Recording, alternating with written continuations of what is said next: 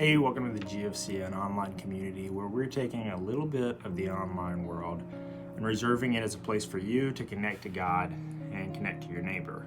You're watching the 7th episode of our happiness series where we've been on a pursuit for lasting joy. In today's episode, we'll talk about how sometimes joy comes from where we least expect it. I'll guide you through the process and challenge you to increase your joy. You can journey along by completing our challenges and by liking, subscribing, following our social channels, by visiting us in person, by donating, or by volunteering. If you join us, you can listen along, accept our challenges, and start to find more joy in your life.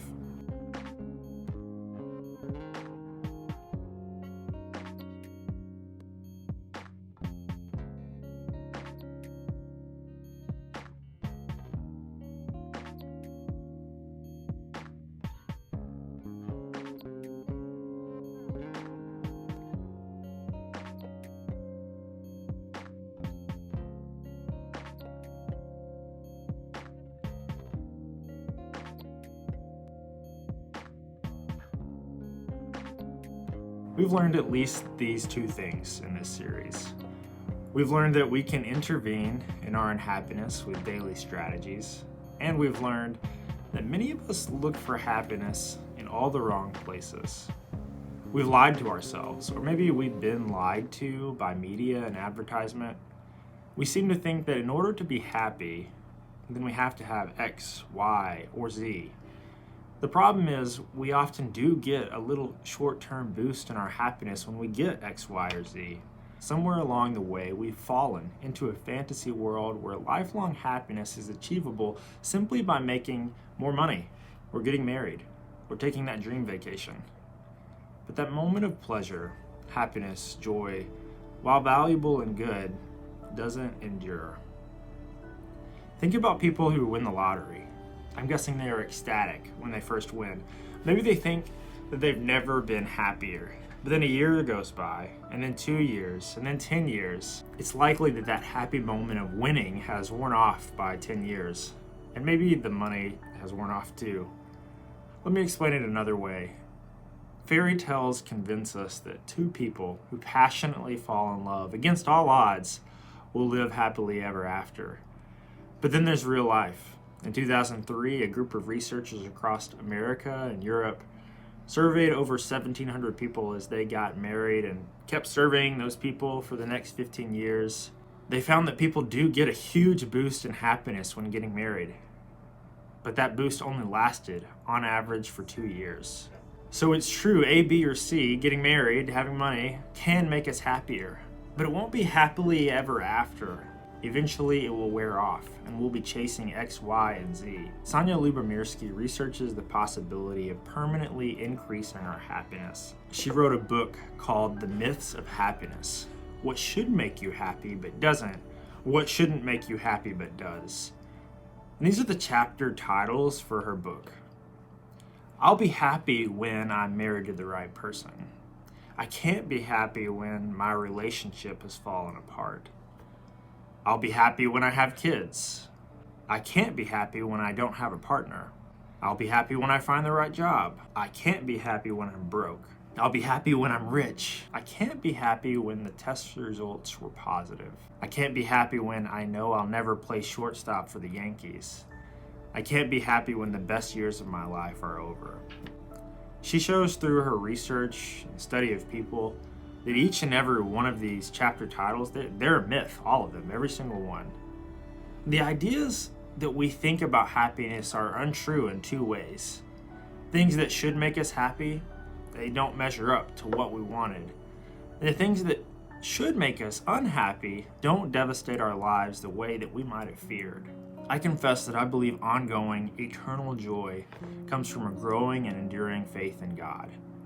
We can tap into that true source of joy through the happiness intervention of compassion. In a book on Christian compassion, Henry Nouwen argues that Christians are called to compassion because God was first compassionate to us.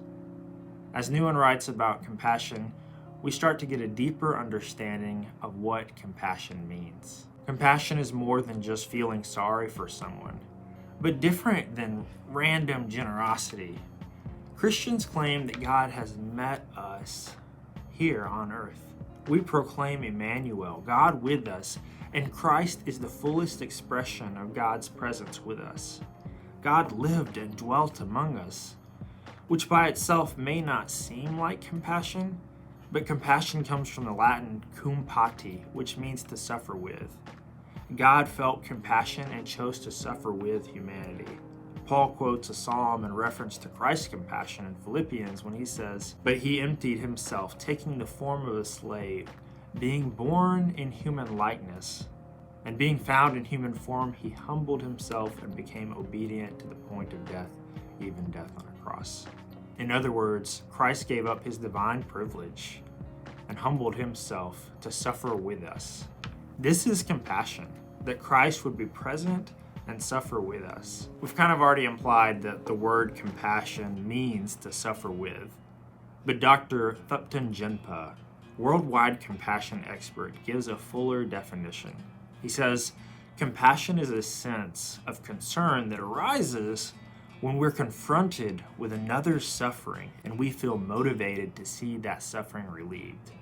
Compassion is akin to mercy, and Jesus highlights its importance in Luke 6:36, saying, "Be merciful just as your Father is merciful."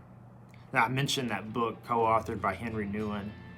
Frustrated with spiritual dryness and individualism, they spent several years learning and doing compassion from a Christian point of view. They learned that their own compassion grows out of God's compassion for humanity. They learned that compassion cannot be individual. The very nature of compassion requires a witness and a togetherness. They say in their book, compassion is not an individual character trait or a personal attitude or a special talent, but it's a way of living together. They learned that compassion increases in displaced communities, just as Christ made a home in a place that was not his home among irreligious, sick, and diseased peasants. Yet, compassion thrived. Finally, Nouwen and his co-authors learned that healthy compassion flows out of patience and prayer rather than trying to rush in as a savior. The Christian community formed to continue Christ's work in the world, and our work is the work of compassion, suffering with people in need. The Bible calls again and again for people of faith to care for the oppressed, the widow, the orphan, and the foreigner. The Church of the Nazarene started this way with Phineas Bressee's commitment to care for a community that other churches had abandoned. Then Bressee and early women and men of our church continued compassionate work around the world, working in hospitals and orphanages and shelters and schools. I do want to say that acting compassionately towards someone is not the same as trying to solve their problems. If your primary concern when helping people is to fix them, then I'd ask you what is going on in your life that makes you think you need to fix other people's issues. To be compassionate doesn't mean we get to be saviors. Instead, we get to suffer with people, learn from them, and partner with them to support their own gifting. To do that, to help people compassionately, we have to become vulnerable ourselves, like Christ was vulnerable to and for the world. Surprisingly, this vulnerability is good for our pursuit of happiness and joy. At some point, there's a kind of paradox to joy. Joy doesn't always mean maximum pleasure. Sometimes joy requires sacrifice. And if you've ever helped someone in need and had to sacrifice for it, then you know what I mean. You benefit from it, you learn from it, and you feel good about it. So to live joyfully might mean giving up your pleasure and choosing to be present and suffer with someone in need. It means intentionally putting yourself at a disadvantage so that someone else might rise up. It might mean giving up your resources, your time, your money, your power, so that someone else can get a seat at the table. Remember, we have told each other myths about joy. Long-term joy comes from vulnerable togetherness and concern for each other, not the myth of accruing power and winning over other people. In that vulnerability, we realize that we are truly connected and we truly belong. The power of compassion is that vulnerable, authentic connection. Life-changing joy comes from joining those suffering, connecting with them, and belonging with them. To help us understand compassion in our own community, I asked Melissa Wiley from Gateway Domestic Violence Center to speak with me about their work. She shared about Gateway's mission in Hall County since 1982, offering a safe place for people and families who have suffered from domestic violence. Our church, GFCN, has committed to partnering with them during the month of October to raise awareness about domestic violence through a collection drive. If you'd like to partner with us, please see the details in the video description down below, or visit their website for more ways to partner with them. Next week, we'll get into acting out compassion more. But this week I want to challenge you to practice compassion and prayer by creating a prayer list. Take a minute to start your list. Think of a few people or groups that you've seen suffer and who you are concerned about. Write them down and commit to pray for them each day. It doesn't have to be a long list, and you don't have to say a 5-minute prayer for each name or group of people. Simply see the name on the list, acknowledge their suffering, and pray something simple. May they be blessed with what they need. And I invite you to meet with me again next week for our final episode on happiness, where we will look at how kindness toward others can bless our own soul. See you then. Peace be the journey.